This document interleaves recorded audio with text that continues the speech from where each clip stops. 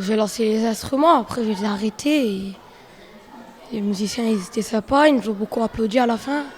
C'était, c'était super. Tout est dit, c'était sympa et super. Nordine, élève de CM2 de l'école de la Ville-Basse, a résumé en quelques mots le projet artistique mené depuis le mois de janvier entre sa classe, celle des CE2, le percussionniste René Leborgne, les musiciens de l'Orchestre national de Lorraine et l'INEC Mission Voix Lorraine à l'initiative de ce projet. Un projet dont on vous parle déjà depuis plusieurs semaines et qui s'est poursuivi jeudi dernier à la Maison de l'Orchestre, lieu de résidence du prestigieux Orchestre national de Lorraine. Et le programme pour des gamins âgés de 9 à 11 ans a été impressionnant. Ils ont tout d'abord suivi une répétition de l'orchestre, un moment rare et privilégié. Ça m'a dit que c'est comme si c'était un vrai chanteur, c'est des personnes connues. Et du coup, c'est mon rêve d'être connu, du coup j'aimerais être comme eux.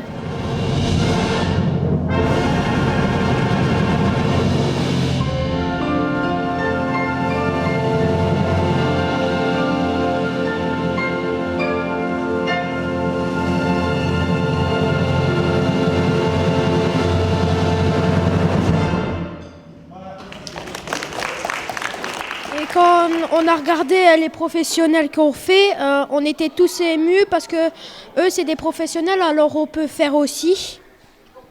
Il faut jamais se décourager. Après cette répétition, les rôles se sont inversés.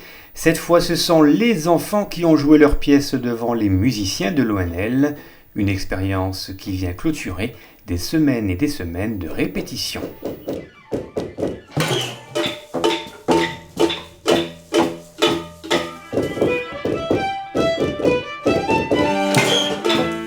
Le fait de jouer devant les musiciens, ça a été pour eux, je pense, je ne sais pas s'ils ont mesuré, mais pour autant, il y avait une écoute absolument remarquable de la part des musiciens.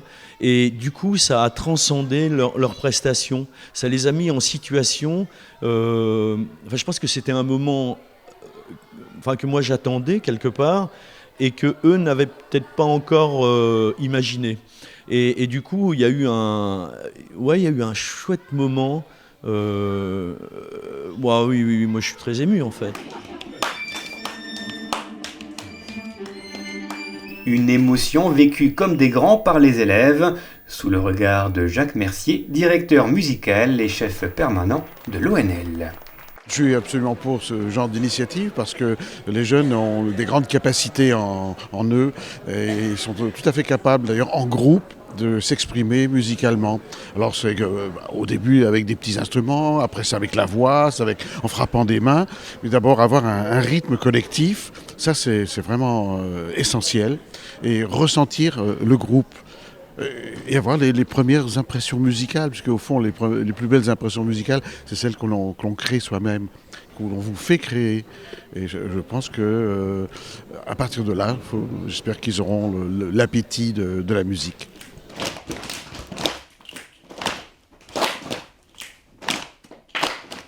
Est-ce que ça t'a donné envie, peut-être pas, hein, tu n'es pas obligé de me dire oui, de faire de la musique ou d'aller écouter de la musique plus tard?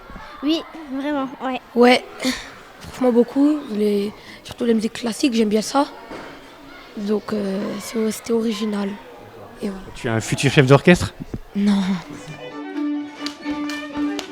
Cette prestation des élèves de la Ville-Basse a donc été le temps fort de ce projet, une expérience qui marquera à la fois petits et grands, élèves et professeurs, intervenants et musiciens professionnels.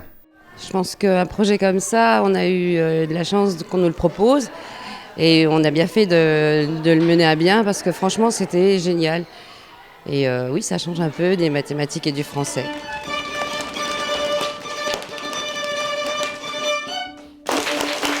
On est là pour entrouvrir des portes, entrouvrir le champ de l'écoute, le fait de les mettre dans du son et surtout d'imaginer les choses qui sont à leur portée et,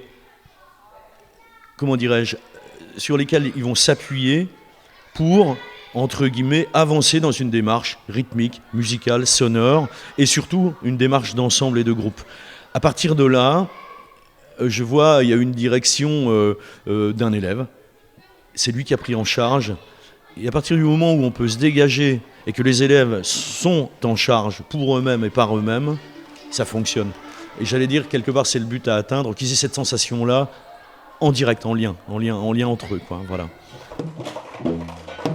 Quand on a 9 ans, quand on est au CE2, quand on joue devant des musiciens professionnels, on n'a pas les pétoches? Un petit peu. Mais moi, j'ai eu pas trop de pétoches, j'étais juste un peu timide. On a un peu peur et après, non, ça va. C'était impressionnant? Oui, quand même. Non, c'était un peu difficile au début, mais après on s'est tout de suite fait. C'était un peu dur. Tous les CM2 et les CE2, ils ont trouvé ça dur, mais après quand on réussit à fur et à mesure, on peut réussir. Étrangement, non, pas trop aujourd'hui, parce que je les sentais concentrés et puis c'était une tellement belle expérience et ils la maîtrisaient bien. Donc non, j'ai pas eu trop peur. J'ai fait confiance aux enfants. Direction d'orchestre, création de son, maturité, engagement, persévérance, esprit de groupe, ce projet a été au-delà de la musique. Il a su créer du lien entre tous les acteurs et une véritable cohésion. Et comme dirait Nordine, créer ça au sein d'une école, c'est sympa et super. Qu'est-ce que tu as préféré dans ce projet que tu as fait jusqu'à aujourd'hui? C'est la musique, j'aimais bien m'entraîner avec tous mes copains et j'ai bien aimé nous montrer un spectacle. On faisait tous de la musique. Quand Nordine, il désirait tout le monde. La partie que j'ai bien aimée, c'est le duel. C'était super, mais bon, je trouvais que tout avait un rapport avec les cow-boys. Je sais pas comment il a fait, car les instruments avaient rien à voir, mais ça avait vraiment le thème des cow-boys. À l'école, on a la chance de toucher tous les enfants, quelque part. L'école touche tous les enfants, alors là, certes, de classe. Et je pense que c'est ça favorise, entre guillemets, l'intégration de chacun dans ses différences.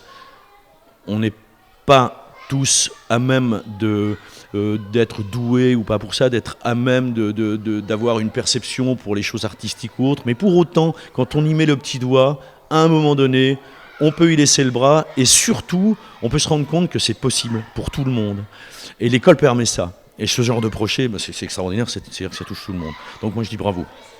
Et le projet n'est pas terminé puisque ces enfants se retrouveront sur la scène de l'espace culturel le 29 mai où ils joueront leurs pièces devant leurs parents et le 30 juin lors de la traditionnelle kermesse de fin d'année.